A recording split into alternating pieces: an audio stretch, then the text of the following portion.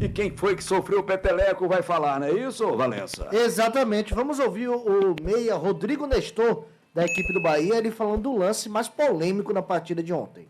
Cara, a gente tava ali, né, esperando para bater o pênalti e ele me agrediu, independente se é um tapa, um peteleco, é agressão. E a agressão, acho que o VAR foi muito bem, revisou e ele teve que ser expulso. Acho que foi uma infantilidade da parte dele, mas são coisas do futebol. Também foi a primeira vez que eu vi esse tipo de coisa. Tá aí então a palavra do Rodrigo Nestor, dizendo que o jogador foi infantil, que houve a ação e de agressão, segundo o Rodrigo Nestor. Na súmula do jogo, vamos para a súmula do jogo. Que o Ezequiel Souza, o que é que ele falou? Falou o seguinte: cartão vermelho direto, motivo 330, atuar de maneira que mostra desrespeito ao jogo por conduta violenta em um ato hostil, o atleta desferiu um peteleco. Ação realizada com os dedos em modo de gatilho, atingindo o rosto do seu adversário fora da disputa de bola. Informa que o atleta expulso ao sair de campo de jogo fez gestos com a palma da mão, insinuando roubo. O atleta atingido não precisou de atendimento médico. Tá aí a fala, na verdade, o que foi escrito pelo Ezequiel depois do jogo de ontem na súmula. Tony Silva, vamos ouvir o que o Paulo César de Oliveira, especialista de arbitragem, vai falar aí sobre esse lance, ele que trabalha no Sport TV, e ontem tomou conta do Noticiário Nacional também, esse peteleco dado pelo Matheus Firmino. É dele ter entendido como uma conduta violenta, que a imagem é muito clara e mostra que é uma provocação ali entre os jogadores. Isso não é agressão, não é conduta violenta. Agressão, não dá. Tem que fazer aquela leitura, se o árbitro observar, vai lá dar uma dura no jogador, mostra amarelo para os dois jogadores ali e resolve a situação. Isso não é lance, isso não é lance para VAR chamar, isso não é conduta violenta, isso não é agressão, isso é provocação, que, lógico que os jogadores precisam ter esse cuidado, mas que faz parte do futebol e o árbitro precisa... Então, a palavra do Paulo César, e aí tem a versão do Nestor, a versão da arbitragem e a versão do Paulo César de Oliveira. E aí, Cássio? Veja, acho que tem algumas coisas que precisam ser... Todo respeito ao Paulo César, foi uma análise preguiçosa dele. O amarelo pelo Nestor deveria ser pelo quê? Ele devia ter dito. Pela simulação. O Nestor foi cafajeste. Essa é a expressão que eu gosto de usar, mas é uma expressão que eu não... classifico só no gesto do Nestor. Classifico no gesto de praticamente todos os jogadores do futebol brasileiro. Se o jogador do futebol brasileiro não for cafajeste, não sobrevive. Todo goleiro, depois de uma grande defesa, sente uma grande dor quando o placar está favorável. Ontem, o Matheus Firmino caiu para que o técnico pudesse, simulando a lesão, para que o técnico pudesse conversar com seus jogadores. Não foi? Verdade. Foi. Pois é. A gente pensou até que estava machucado. Enganou até nós. Aí, até a gente, rapaz, o cara vai sair, não sei o quê, é o 10 do time. Não, foi só para poder o técnico conversar com os jogadores e ajeitar a casa. Simulação de pênalti. O próprio Ademir simulou um pênalti ontem de maneira canastrona. Isso acontece. O Rodrigo Caio tentou ser honesto e a própria torcida do clube dele, no lance contra o Corinthians, acabou perseguindo o jogador. Verdade. Então, se o jogador quiser ser honesto, ele é pauliana. Ou a gente muda a cultura, porque de um lado está todo mundo achando bonito o jogador fingir pênalti, dizer que foi moleque. O Gustavo Neri no jogo contra o São Caetano, Corinthians e São Caetano, lá em São Caetano do Sul, não jamais esqueço isso, dando piscadinha pro companheiro porque cavou um pênalti. Emblemático aquilo ali. Então, aí depois fica todo mundo com cara de santa surpresa. Oh, ele desabou, claro. É claro, sempre é assim. Gabigol aqui num jogo contra o Bahia. O próprio Lucas Fonseca acabou sendo expulso por causa daquela encenação. Gabigol cai, aí quando o árbitro vai punir o jogador do Bahia, ele fica assim, né? O jogador, ele está preparado para tirar vantagem do outro. Foi encenação tosca? Foi. Do Rodrigo Nestor. Se fosse para dar um amarelo para ele, teria que ser por simulação. Aí eu vou para o outro lado. A gente está debatendo muito pouco um jogador que acabou de discutir com o outro. Ô Magninho, se eu discutir com você e ele der um peteleco, vai acontecer o quê? Eu vou reagir. Ô Góis, você encontra uma pessoa na rua e dá um peteleco na orelha sem falar nada? Né? Você acabou de discutir, tretar com o cara. Você não estava ali, eu sou seu amigo, sou do outro time, mas sou seu amigo. Pô, dando risada, brincando, aí brincando deu um peteleco. Ele não devia nem brincando fazendo isso, porque ali é o jogo. Exatamente. Ele dá um peteleco. É óbvio que isso pode abrir margem para interpretar depois de uma treta que é agressão. O que o texto da FIFA diz, inclusive, é que se a intensidade for insignificante, como é que isso aí, sabe o que você faz? Abre uma brecha. Qual é o medidor de intensidade? Alguém tem? Me apresente o medidor de intensidade. Não tem. Regra de jogo é assim, gente. Então é óbvio que o jogador foi estúpido ao dar o peteleco depois de uma discussão. Porque ia abrir brecha para ser interpretado como lance de agressão. A bola não estava em disputa. As pessoas... Parece que uma cotovelada, então não está na expulsão. Gente, mas uma cotovelada muitas vezes é no lance em disputa. A bola não estava em disputa, estava parada. O cara botou o dedinho dele e deu um peteleco na orelha do jogador. Esse é o ponto. E aí isso pode ser considerado intenção agressiva, provocativa ou desrespeitosa. O que é um peteleco? O que é um peteleco? Pode ser muita coisa um peteleco. Ele diz aí que é um gatilho, em forma de gatilho dele. Peteleco pode ser desrespeito, pode ser brincadeira, pode ser um ato hostil, pode ser tanta coisa. Quando você faz isso num jogo, depois de discutir com o jogador, você abre a brecha para o árbitro aplicar o cartão, porque tem na regra. Eu acho que ali o árbitro deveria chegar e dizer assim, vocês são dois malucos? Vão parar de pataquada? Mas o árbitro não tem essa qualidade. O árbitro olhou, agrediu, tá na regra, o VAR chamou ainda por cima. Fez, Ezequiel, o cara deu um peteleco, é agressão. O Ezequiel já foi conduzido pelo VAR. Aí é que ele vai expulsar mesmo. Aí me desculpe. Eu não vou ficar... Primeiro, isso não condicionou a classificação do Bahia, que já estava melhor, estava dando 2-0. Talvez tenha condicionado mais o pênalti perdido pelo Flavinho, que eu acho que foi influenciado pela atitude de treta antes da cobrança, que foi algo que prejudicou o cobrador, não tenho dúvida nenhuma disso. Não dizer que ele perdeu por isso, mas que atrapalha, atrapalha. Agora, dizer que o Bahia foi favorecido porque o árbitro expulsou o cara no peteleco. O cara não pode dar um peteleco no outro, velho. Não deu um peteleco no outro. Porque isso vai abrir margem para interpretação e a arbitragem não é confiável. Se tivesse na regra que não podia expulsar por cara de peteleco, ele estaria ainda assim dando brecha, porque a arbitragem é uma arbitragem instável no futebol brasileiro. E aí, infelizmente, ficamos com essa marca no jogo. Né? Um jogo que podia ser discutido por tantas outras coisas, que podia ter um segundo tempo muito animado, inclusive, Sim. 11 contra 11. Ficou o jogo do peteleco. Mas paciência. Aí também o Matheus Firmino precisa ser um pouquinho mais maduro, né? Porque ele não está chegando agora no futebol e ele sabe que se você encosta no jogador que você acabou de discutir, o jogador vai sair rolando. Se você dá um peteleco, meu irmão, aí você abriu brecha para acontecer essa presepada que a gente está vendo hoje, tudo ser discutido, se peteleco é discussão, é agressão, não é agressão, se dói, se não dói. Pelo amor de Deus. Vocês querem falar alguma coisa, Magrini, Marcelo? Fica à vontade, cara. O que eu lamento, Tony, é que, mais uma vez, independente da expulsão, o VAR do final de semana, ele foi horroroso. O VAR no Barradão, no jogo Vitória e Atlético, chamou o árbitro para confirmar o gol do Janderson, anulou o gol do Janderson, imediatamente confirmou o gol, depois de um bom tempo. Esse lance da expulsão, a bola já estava lá no ataque, o Bahia tinha chutado para o gol, ou estava próximo do lado esquerdo, né, no ataque, e ele paralisa, acho que foi um tiro de meta ou coisa parecida, ele paralisou para voltar, foi até Valência. Para ver o pênalti. Não, mas aí tem uma coisa que a gente precisa também ressaltar. O jogo ia até 49 no primeiro tempo, certo? E qualquer movimento para poder terminar o primeiro tempo ou o segundo tempo, ele tem que ter o ok do VAR. Por isso que muita gente não entende. O árbitro apita, normal, como se estivesse paralisado, e aguarda o veredito do VAR. Pode terminar a partida. E aí ele termina. Porque se tiver alguma coisa que tenha ficado, ele não tem como voltar atrás. Não foi o lance da... Foi o lance do pênalti. Foi o lance do pênalti. Então o que acontece? Ele já está terminando o primeiro tempo ali. Quando ele vai para terminar o primeiro tempo, o árbitro de vídeo aciona ele, lance de revisão. E aí ele tem que parar ali a partir daquele momento, porque ele não pode encerrar o primeiro tempo. Então ele para o jogo para poder verificar. Então, ao meu ver, esse não foi erro de arbitragem. Eu acho que foi uma conduta correta. Eu me referi ao lance errado. O pênalti, ele marca depois de algum tempo. É isso, mas é por conta disso. É por conta disso, porque o lance está em revisão. Está em revisão e ele está terminando o primeiro tempo. Ele poderia terminar o primeiro tempo ali com aquela bola. Só que ele precisa ter um ok do VAR para terminar o primeiro tempo.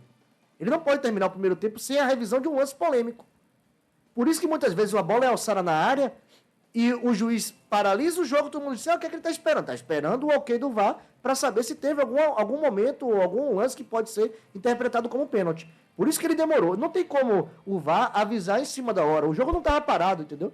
Se o jogo tivesse parado, é uma coisa, a bola bate na mão do Michel Araújo e o jogo segue.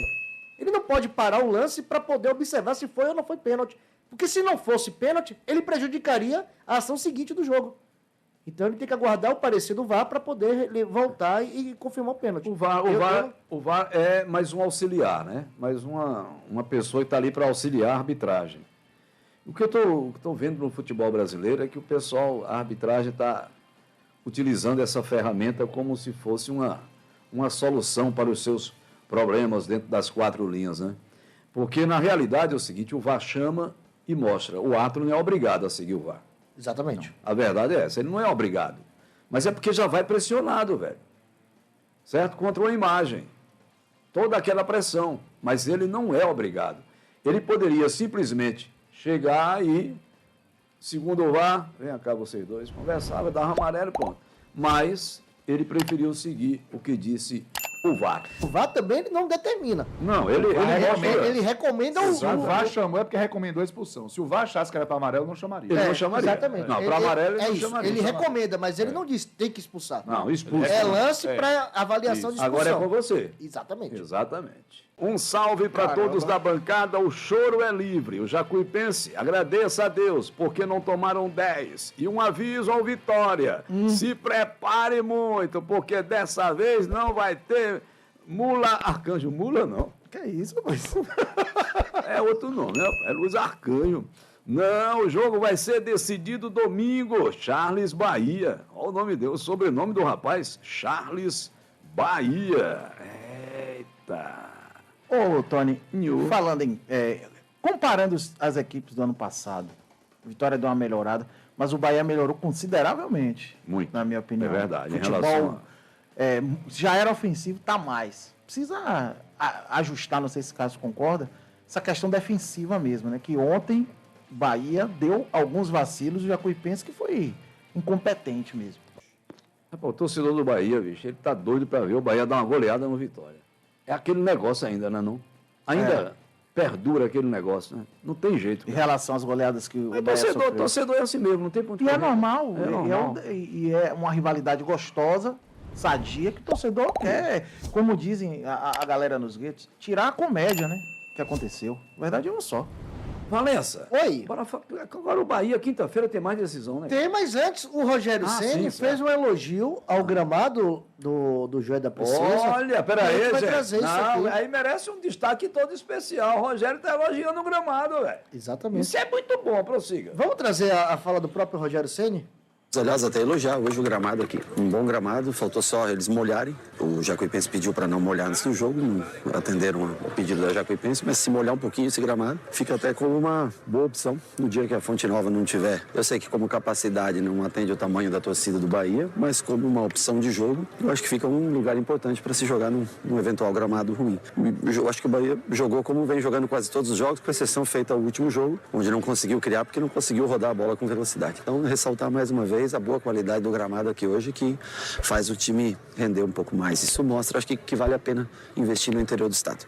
Se querem fazer o campeonato baiano bom, aí, ó, tá aí um bom exemplo de gramado no interior do estado que oferece condições de jogo. Eu acho legal você poder visitar as cidades do interior do estado. A gente só pede é que tenha campo bom. Se tiver um campo bom, a cidade a gente gosta muito. Eu acho muito legal conhecer o interior de cada estado, trazer o Bahia perto do seu torcedor. O que não dá é para você ir jogar no interior num campo que não é nem campo, tem umas torceiras de mato no grama, assim, no campo, né? Aí não tem como, a bola quica só, não vai dar jogo. Então, assim, é muito importante a marca também vir para o interior do estado, mas desde que você encontre um gramado, assim, qualquer cidade do interior é legal jogar, desde que você tenha um gramado com condições, como hoje. Tá aí, então, a palavra do Rogério Ceni elogiando o gramado do Joia da Princesa. Não, e eu quero fazer uma observação, permita-me, Valença, a gente falava sobre isso. Porque até começar a jornada, a gente chegou muito cedo lá em Feira de Santana, como a gente sempre chega no dia de jogos, e eu fiquei observando a chegada do Bahia. A atenção que jogadores e comissão técnica deram aos torcedores que estavam esperando o Bahia. E aí eu falei para a Valença, poxa, o Bahia deveria ir mais. Eu estou falando Bahia porque foi um jogo de ontem. Você não ficar dizendo, Bahia tricolor. Não, o Vitória também. Né? Antigamente o pessoal ia muito no interior. Mas o calendário hoje não permite. Então, quando você tem uma oportunidade como essa, eu acho que não custa nada você dar o carinho que eu vi ontem os jogadores e principalmente o Rogério na saída, né? Que estava eu, você e Cássio observando, né? A gente viu, ninguém contou, né? Nós vimos, o Rogério parou e olha que tinha ali 6 seguranças do Bahia em volta dele.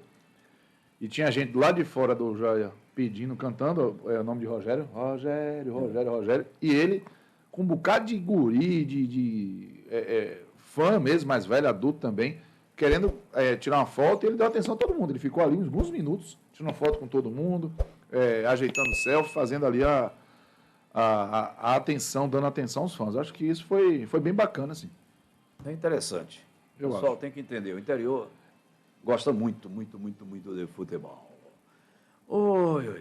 Sim, mas quinta-feira você não me disse nada, Valença. Quinta-feira, mais uma decisão do Bahia, né? Inclusive, o Bahia encara esse como o grande jogo do Bahia na temporada. Porque é uma classificação para a fase de grupos da Libertadores da América e é considerado como, vamos dizer assim, como um momento importante nessa virada de chave da equipe do Bahia em relação ao Grupo City, né? A chegada do Grupo City para comandar o futebol do Bahia. E aí, esse é o momento da virada de chave, que seria uma classificação para a fase de grupos da Libertadores da América. Óbvio que nos bastidores a gente conversa e sente a necessidade do título, seja ele baiano, Copa do Nordeste, mas a classificação para a fase de grupos da Libertadores da América é considerada como um fator principal nesse primeiro momento do Bahia na temporada. E é uma coisa que está bem clarinha assim, né, Cássio, para acontecer, diante do que nós vimos do Boston River. Tirando essa questão de futebol, essas coisas. O Bahia, o Boston River, tecnicamente, parece inferior ao The Strongest. Tecnicamente. Mas o comportamento tático defensivo deles acabou sendo melhor. Agora, lógico, o gramado estava irregular e isso atrapalha o jogo do Bahia. Mas eu me incomodo com o Bahia, que sabe que joga em gramados irregulares, não ter soluções para jogar em gramados irregulares, pô. Já pensou? Então tá, se você encontrar um gramado irregular, a temporada vai toda pro saco, porque você não consegue encontrar uma solução de jogar em gramado irregular, vai ficar jogando o tempo todo com a bola no chão, gramado irregular, bota um jogo aéreo, faz um jogo de bola longa, de chute de fora da área. Foi um Bahia sem apetite, foi um Bahia muito, muito burocrático contra o Boston.